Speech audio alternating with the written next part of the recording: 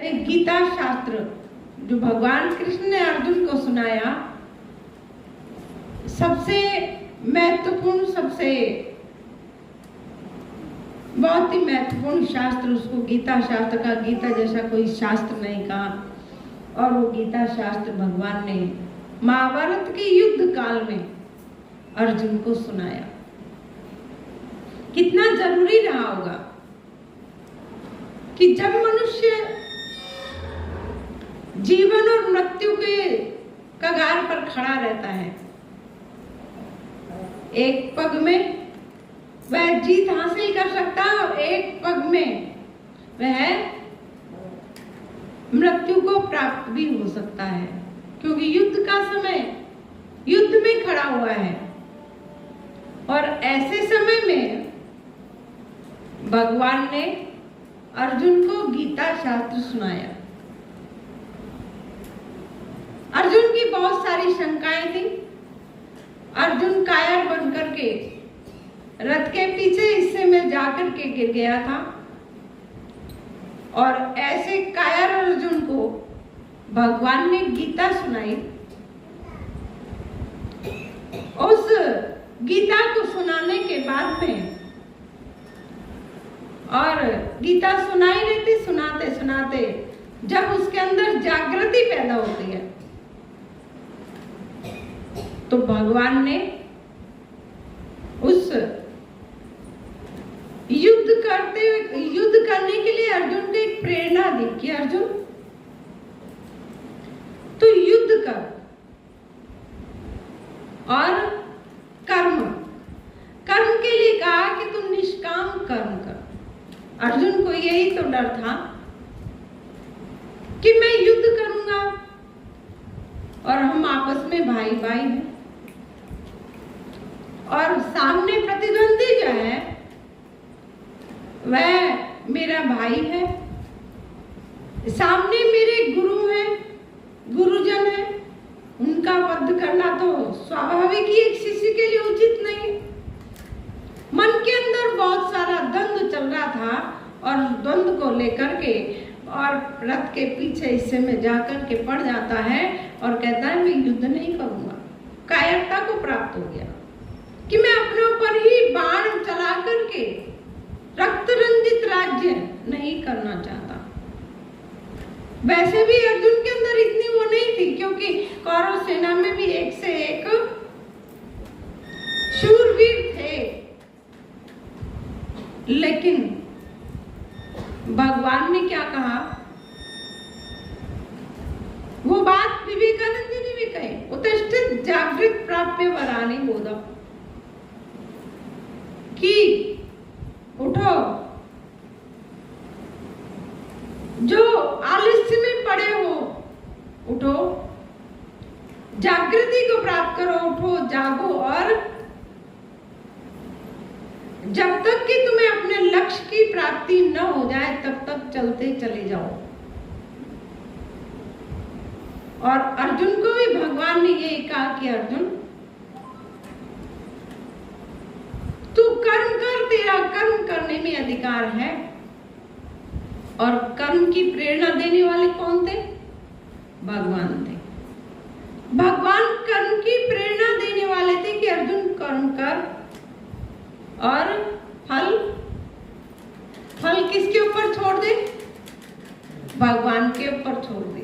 भगवान ने उसे आज्ञा दी, क्योंकि देखिए उसको कर्म करने के लिए प्रेरणा दी। कर्म, भगवान ने उसे आज्ञा दी कि कर्म कर। अब देखिए कर्म करना कैसा होता है कि एक तो हम स्वयं करते हैं और एक आज्ञा से करते हैं। जैसे फौज में आपने देखा होगा, किसी भाई के पास में बंदूक है, अपने आप को फायरिंग नहीं करता है। अगर वो फायरिंग करेगा, चलाएगा, तो उसका वह दोषी बन जाएगा। लेकिन उनके ऊपर एक कमांडर होता है और वह युद्ध के मैदान में सब तैयार खड़े हैं और जैसे ही कमांडर फायर करने के लिए बोलता है तो वह अपनी बंदूक का जो निशाना साध करके बैठा हुआ है, जैसे ही आज्ञा होती है तो वह फायर कर देता है, वह बंदूक चला देता है। अब जब उसने आज्ञा दे दी तो आज्ञा देने के बाद में अब फौजी को उसको दोष नहीं लगेगा, क्योंकि उसने कमांडर की आज्ञा से फायर किया है। ऐसे ही सज्जनों, भगवान ने अर्जुन को क्या कहा कि अर्जुन तो युद्ध कर, कर्म कर, युद्ध का कर, कि तू युद्ध कर। जो तू मोहित होकर के बैठा हुआ है, मोह के वशीभूत होकर के कायर होकर करके बैठ गया है, ये जो तू जिनके पीछे मोह कर रहा है ना कि तुम्हारे द्वारा मारे जाएंगे, ये तो पहले से ही मरे हुए हैं। और भगवान ने अर्जुन को विराट स्वरूप दिखाया कि तो पहले से मरे हुए सभी मृत्यु को प्राप्त होंगे और ये मरे हुए हैं, लेकिन तू जो है युद्ध करके यश का भागी बन जा। और अर्जुन को कर्म करने के लिए आज्ञा दी, कर्म और फल निष्काम कर्म योग की बात कही भगवान ने कि तुम जो है कर्म तो कर, लेकिन निष्काम भाव से कर, कि विजय और जय इसको छोड़ दे, निष्काम भाव से कर्म कर। और सांख्य योग का भी भगवान ने जिक्र किया। तो वो क्या है निष्काम कर्म योग, कि जिससे कि व्यक्ति कर्म करने के बाद में भी और वह कर्म के बंधन में नहीं पड़ता है। क्योंकि जो हम कर्म करते हैं ना, जितने भी संसार में हम कर्म करते हैं, बंधन में बंधे हुए हैं। परिवार में आप कर्म करिए, आप जो है दान पुण्य करिए, तो ये सब जो है हमें बंधन में बांधते हैं। क्योंकि जो आपको दे रहा है आज, तो आपसे आशा रख के बैठा है कि ये मेरे को देगा, तो कल आप वापस जो है, आजकल जैसे शादियों में और उसमें क्या चल रहा है, पार्टी में रिटर्न गिफ्ट का, रिटर्न गिफ्ट देते हैं कि आप यदि गिफ्ट लेकर के जा रहे हो तो लोग जो है बदले में जन्मदिन पे उस पे तो रिटर्न गिफ्ट देते हैं। बड़े बड़े शहरों में ये चीज चालू है, यहाँ तो पता नहीं, लेकिन रिटर्न गिफ्ट देते हैं कि बदले में जो है वो भी आपको कुछ न कुछ लौटा करके देते हैं, रिटर्न गिफ्ट। तो कर्म का बंधन ऐसा ही है कि आप करोगे तो आपको जो है कोई ना कोई आशा लगी रहती है, और फिर जो है आप जब आशा लगी है तो आप उस कर्म के बंधन में बंध गए। और भगवान ने कहा कि तू अर्जुन युद्ध कर। अब जहां जीवन मृत्यु सामने वाले पे निशाना साधना, जो जीवित प्राणी है उस पर निशाना साधना, तो वो तो जो है एक बहुत बड़ा पाप कर्म था अर्जुन की दृष्टि में भी। तो भगवान ने कहा अर्जुन ये मेरे द्वारा मारे जा चुके हैं, तुम जो है भ्रमित मत हो, ये तो मरेंगे ही, लेकिन तू यदि इनको मारेगा तो जिसके लिए युद्ध हो रहा है ये क्या है। क्योंकि जब संजय ने पूछा, संजय से धृतराष्ट्र ने पूछा कि मेरे पुत्र और वो क्या कर रहे हैं, कौरव और पांडव क्या कर रहे हैं, तो धर्म क्षेत्रे कुरुक्षेत्रे सम्मेता युत्सवा माम का जा पांडवा किम कुर्वता संजय। क्या बताओ संजय, मेरे पुत्र और पांडव पुत्र वो क्या कर रहे हैं उस कर्म भूमि कुरुक्षेत्र में, जहां पर धर्म का युद्ध हो रहा था,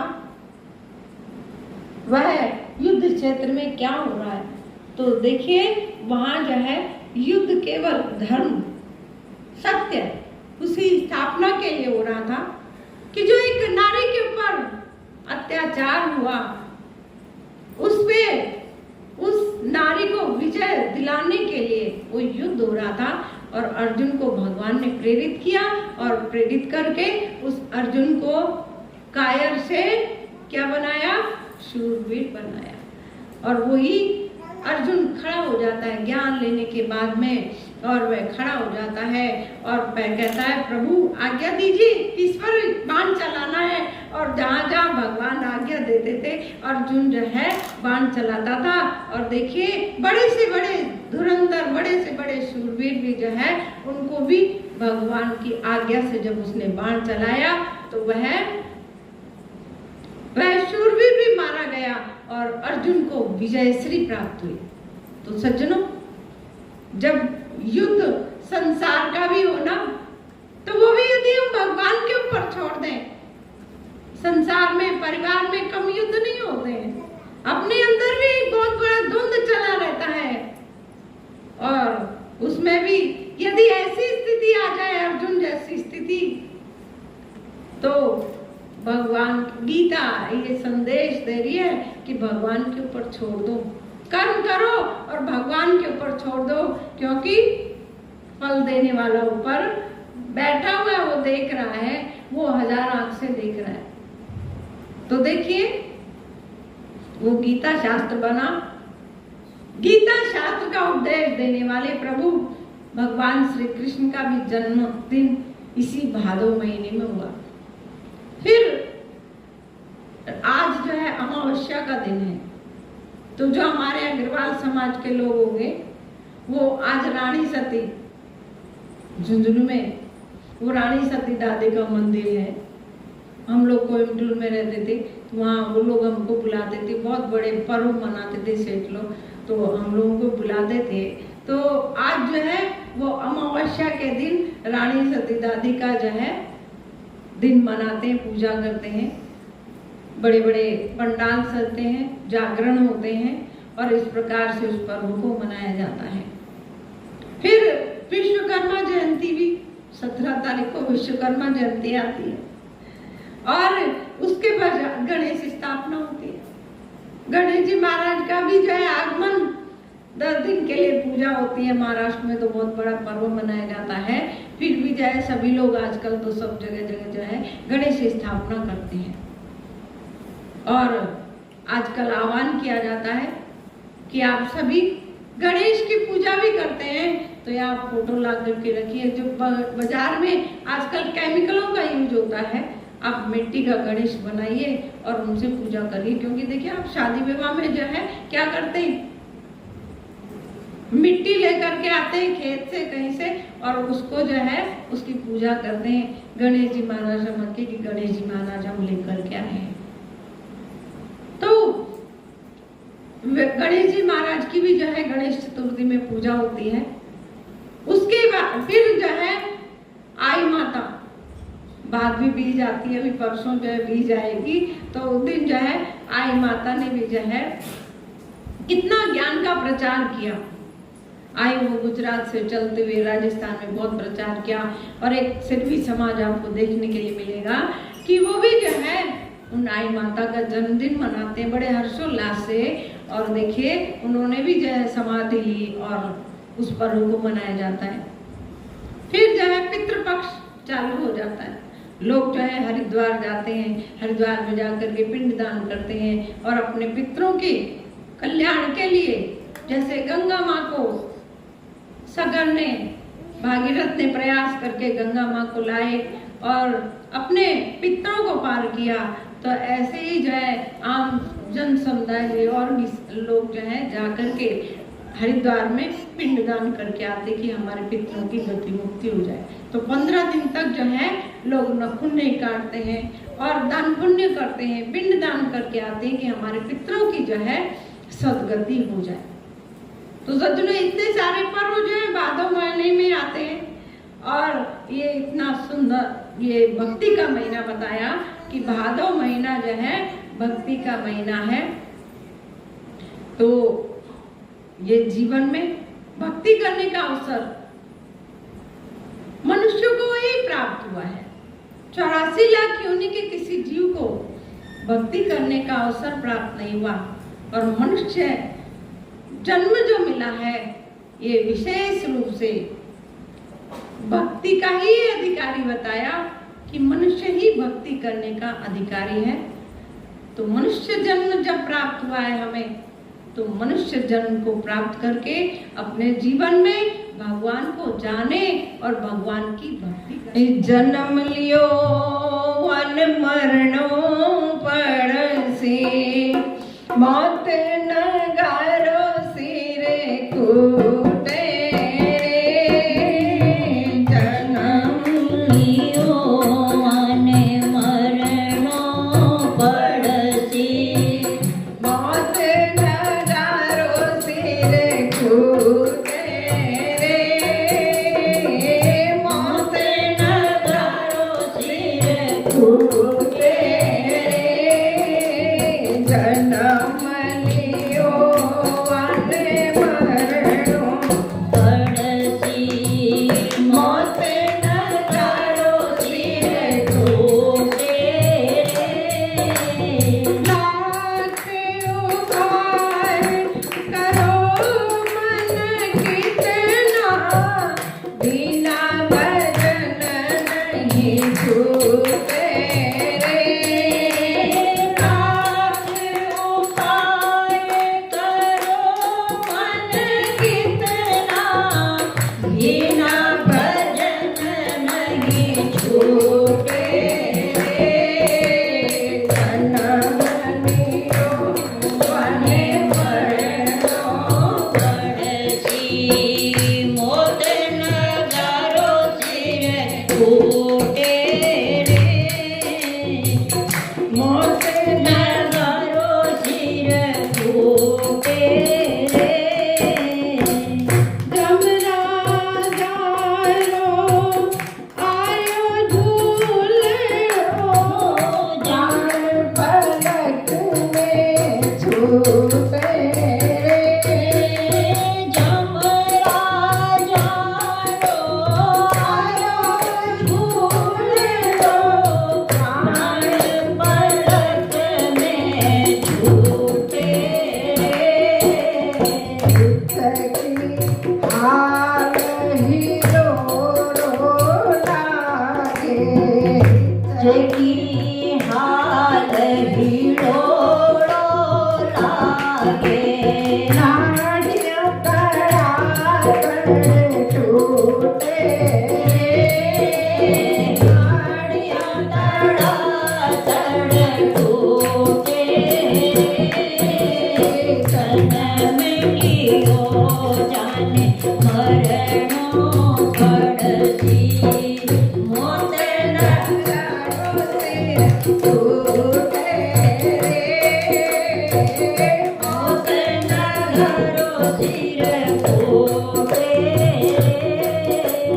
जन्म लियो जाने मरणो पड़सी, भाई बंधु फोटो में कबीलो, राम जी उठा सब रूठे रे।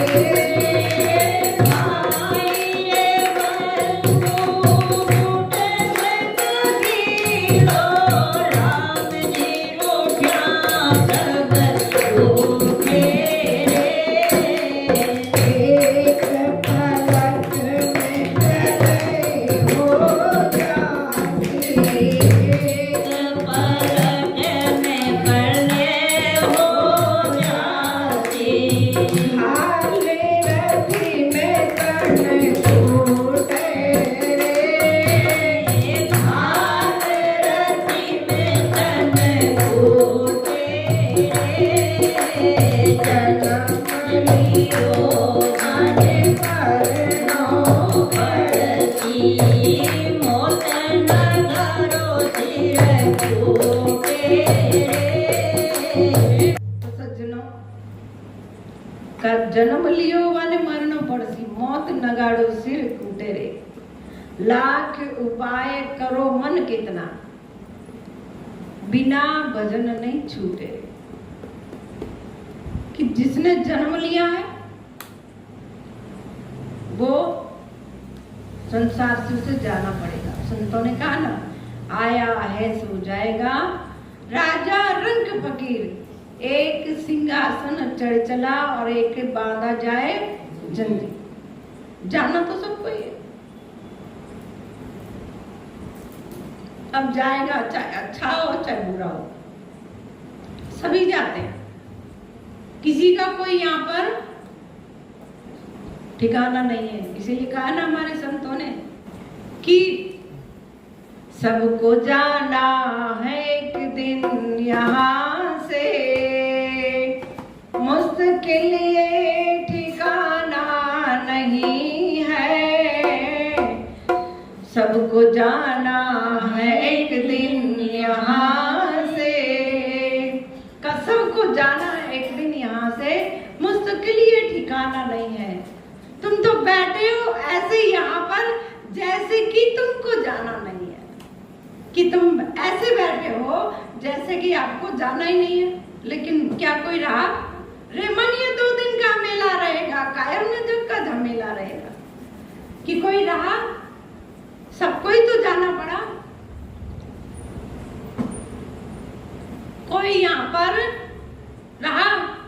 कोई भी यहाँ पर कोई भी मुसाफिर आकर के, हम सब जो है ना मुसाफिर हैं। जैसे ट्रेन में बस में यात्रा करते, आपस में भाई बंधु साथी मिल जाते, हमारा टाइम पास हो जाता है बातचीत करते करते। लेकिन जिसका कितना भी मित्रता हो गई हो, फोन नंबर ले लिया हो, सब एड्रेस दे दिया हो, आना आना सब कर लिया हो, बात कर ली हो, लेकिन फिर भी जब अपना स्टेशन आता तो क्या उतरते नहीं है? उतरते हैं कि नहीं उतरते? जिसका जहाँ स्टेशन आता है, अपना जो है स्थान आ जाता है कि हाँ हमारा गांव आ गया, तो अब यहाँ उतरना है, तो सारी मित्रता को भूल करके उतरना पड़ता है। ऐसे ही ये संसार है। ये संसार में भी हम मित्रता गांठ करके बैठे हैं। कोई माता पिता, कोई भाई बंधु, कोई फिर पति पत्नी, कोई जो है सास ससुर, न जाने कितने संबंध हमने जोड़ लिए। लेकिन क्या आपका बुलावा आएगा, आप जाने से मना कर सकते हो? जिसका जब बुलावा आएगा, क्या कहा हमारे संतों ने, आएगा जब रे बुलावा हरि का, छोड़ के सब कुछ जाना पड़ेगा। आएगा जब रे बुलावा हरि का, छोड़ के सब कुछ जाना पड़ेगा। कि जब भगवान का बुलावा आएगा तो सारा कुछ छोड़ करके जाना पड़ेगा। फिर नहीं कह सकते कि हम नहीं जाएंगे, सत्संग में जाने के बाद हम तो नहीं जाएंगे, बारिश आ रही है, कहीं जाना होगा तो। आज हमारे घर में मेहमान आ गए, फिर जाए कुछ और करना हो, क्या करें, हमारे को चोट लग गई, और कोई कहेगा हमारे घर में जो है बच्चा बीमार हो गया। न जाने कितने कितने हम जो है अपनी तरफ से आर्टिकल्स बना लेते, कुछ न कुछ बना लेते कि नहीं जाना। ये सोच मन की बना रखी हमने। और जब ऊपर वाले का बुलावा आएगा, हम कहते हैं कि भाई हमारी तो बेटी की शादी नहीं हुई, हम नहीं जाएंगे अभी। बोल सकते हो? चाहे आपकी बेटी जवान हो, ऊपर वाले का बुलावा आ गया, एक हिचकी आती है और आदमी के प्राण उड़ जाते हैं। होता है, इतनी सी देर लगती है। आप फिर जो है बेटी का वो नहीं दे सकते कि हमारी बेटी कुमारी बेटी है, अभी पहले उसका रिश्ता खोज दे, शादी कर दे, उसके बाद में ले जाना, नहीं ना। तो जाना पड़ेगा। जन्म लियो वन मरनो पड़सी, मौत नगाड़ो सिर कुटेरे। सिर पे जो है हमेशा उसका नगाड़ा बजता रहता है, वो हमें अलर्ट करता रहता है कि जाना है।